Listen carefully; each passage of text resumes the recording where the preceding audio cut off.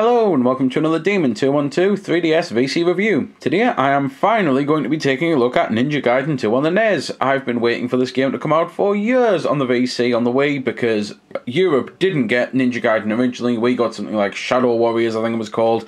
So when they ported Ninja Gaiden over in 60Hz, it was amazing because you got to experience it for the first time, but then they didn't release 2 and 3 and that really annoyed me because I loved the games because I played them on the original remakey type thing, basically like the new franchise of Ninja Gaiden, because they were unlockable on the first one of them on the original Xbox before they were removed for Black and Sigma Plus, quite annoyingly, because otherwise I wouldn't have had a problem with waiting for them because I'd have already had them.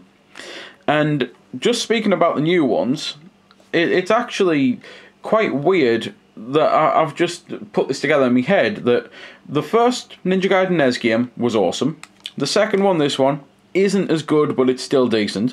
The third one is pretty much universally hated by pretty much any major, I suppose, action gamer, I suppose, is the way to put it. It's only die-hard Ninja Gaiden fans who like the third one, and I do really like the third one, I'll be honest. I think it does get a bad rap. I think part of the problem is the third one is so insanely hard that it just puts it off for people, and people review it based on the difficulty and how bad they are at it and how impatient they are, rather than on the content of the game. Don't get me wrong, I still think it's the worst of the 3 NES ones, but I think it's also a very underrated game.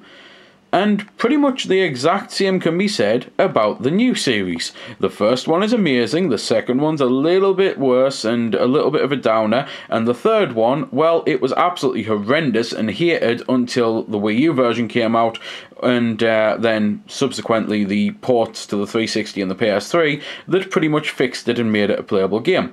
And I just thought that was quite odd how I'd never put that together before. One thing I can say is, I've said it's Ninja Gaiden 2, it's actually Ninja Gaiden 2 and the Curse of the Dark Sword or Dragon Sword or something like that. That's pretty much its full title. I suppose a few things I should point out very quickly. On the screen you've basically got a timer, you've got how many... I don't really know what they are. I've never known what they are. In Castlevania it's hearts, and whenever you get hearts you can use your side weapons, and it's the exact same as this. That's what they are. It depends on how many you can use your side weapons, which goes there, and there's all sorts of different ones you can get, like shurikens or flaming balls and things like that. You've then got the stage number and how many lives and that you've got. You've got what energy you have and what energy the boss is, because it is that sort of game. It's an old school action game where every single time, no matter if you were up to the enemy or not, it would show you his energy, and I always found that weird. I always probably will find it weird. Graphically, the game is really good. Musically, it's also I'm also impressed with it. I've always liked how the Ninja Gaiden games sound. And I've just realised I've just called it Gaiden there, and I hate calling it Gaiden. Loads of people do, and if you call it Gaiden, that's fine. But it's just a slip of the tongue, because I prefer calling it Gaiden. And I've always liked how they sound, at least, with the music and that. And it's just pretty much the standard stuff, really, I suppose. Controls work well. You've got a button to jump, you've got a button to attack, and then you hold up and you hit the attack button, the B button in this case, to use your side weapon. Gameplay, it is a nightmarishly difficult game. It's pretty much the main reason why it's a long game, because it only has 7 stages, and the stages are in like multiple parts, as you've seen us do already, like different screens and that, and you then get a boss at the end, and you've got to find a way to beat the boss in order to then beat the level. And as I say, 7 stages doesn't sound like a lot, but the game is nightmarishly hard. It's quite frankly something that I have a feeling a lot of people will be using the restore point to make it more bearable. And I suppose at least you can do that. You can choose whether or not you want to use the restore point or not. And yeah, it's just one of those things. I've wanted to review the game, and I've wanted to replay the game for a very long time, because I do really like the series, and it's just a shame that it's taken so long, and even another console, before Europe finally got it on the VC service. Story-wise, it's decent, but in all honesty, it's an old action game. You don't really play it for the story, you play it for the gameplay, which is a pretty solid action game.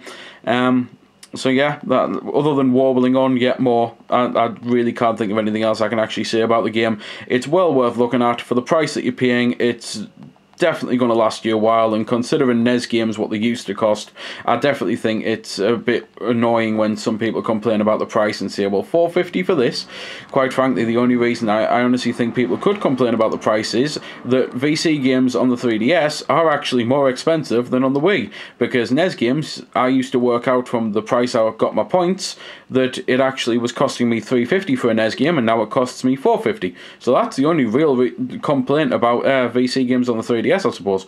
But it's one of those. It still is a decent price, more than a decent price for what you're actually getting.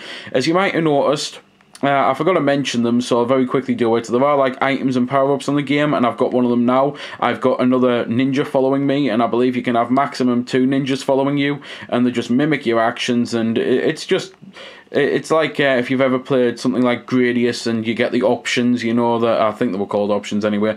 They're basically little droid type things that follow you around, and they fire the exact weapons that you do and do what you do, and it just makes it a little bit easier. And, well, it's the same with Ninja Gaiden, I suppose, for whatever reason they decided to add them.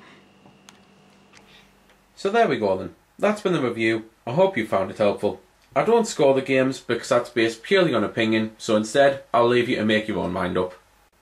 So thanks for watching, and if you've got any questions about the game that I didn't answer in the vid or that hasn't been answered in the comments, then feel free to ask and I'll help if I can. Also, if you did find it helpful, don't forget to check out my channel because there's plenty more like this up there, and don't forget to subscribe because there'll be plenty more to come as well. So until next time, this has been Demon212, signing off.